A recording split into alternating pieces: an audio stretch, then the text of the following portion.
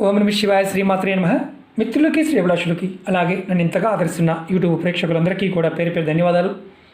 మిత్రులారా, మీ అందరికీ పరాదేవత ఎల్లవెల్లా మీతో ఉండి మీ మనోవాంఛ నెరవేర్చాలని మనస్ఫూర్తిగా కోరుకుంటున్నాను.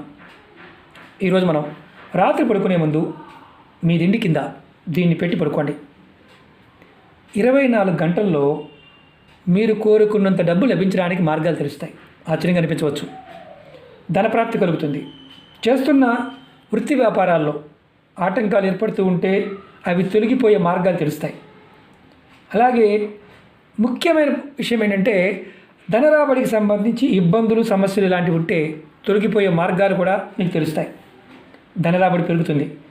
చాలామంది లాటరీలు తగలాలి, అకస్మాత్తుగా మనకి డబ్బు రావాలి, ఆకస్మిక ధనప్రాప్తి కలగాలి, ఇలా కోరుకుంటూ ఉంటారు. ఈ ఉపాయం చేయడం వల్ల మీకు అలాంటి మార్గాలు కూడా తెలుస్తాయి. అలాగే మీకు డబ్బు అవసరం వచ్చింది, డబ్బు సర్దుబాటు అవడం లేదు. ఈ ఉపాయం చేయడం వల్ల మీకు 24 గంటల్లో మీరు కోరుకున్నంత డబ్బు లభించే మార్గాలు మీకు తెలుస్తాయి.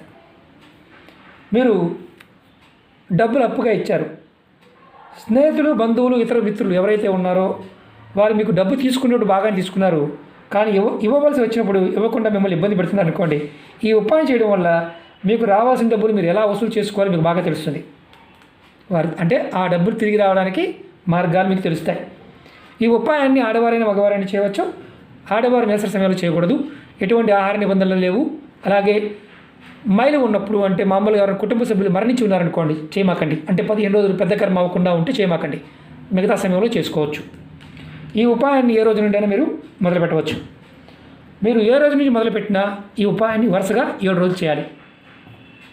ఈ ఉపాయాన్ని రాత్రి మీ పనులన్నీ పూర్తయిన తర్వాత మీరు పడుకునే ముందు చేయాలి.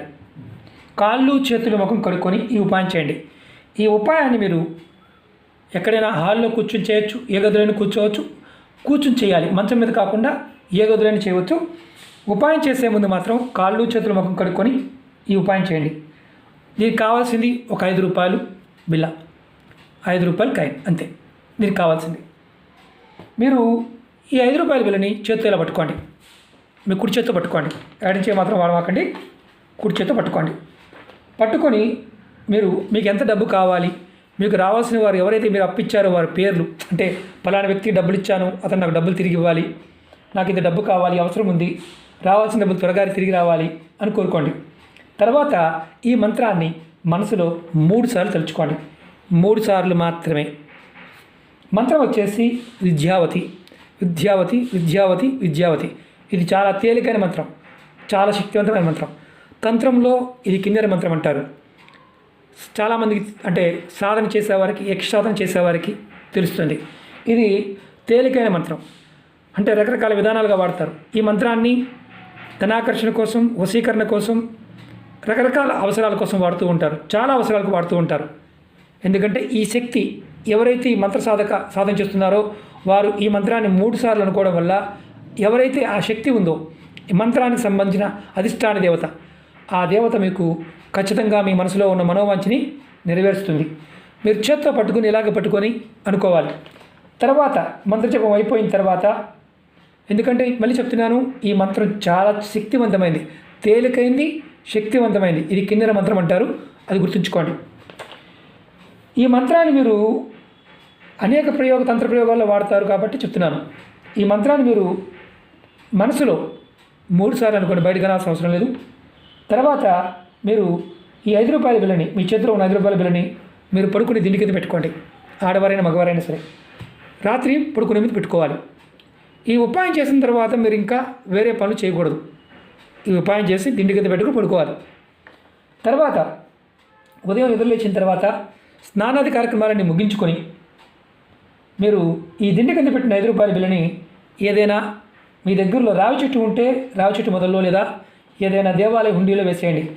మాకు దగ్గరలో రావి చెట్టు లేదు, దేవాలయం లేదు, ఏదైనా పారే నీళ్ళు ఉంటే పారే నీళ్ళలో కూడా వదిలేయండి. ఇలా 7 రోజులు కూడా 7 5 రూపాయల బిల్లు తీసుకోవాలి.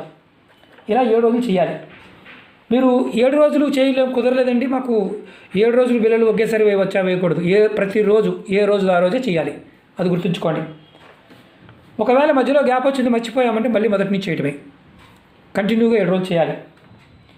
మీరు ముందు ఇంకోటి గుర్తుంచుకోవాల్సిన విషయం ఏంటంటే, విద్యావతి అనే మంత్రం 3 సార్లు మాత్రమే తలుచుకోవాలి, అంతకన్నా ఎక్కువ మాత్రం చేయవద్దు. చేస్తే ఫలితం రాదు. 3 సార్లు మాత్రమే తలుచుకోవాలి. ఈ ఉపాయాన్ని మీరు ఏ రోజు మొదలుపెట్టినా వరుసగా 7 రోజులు చేయండి.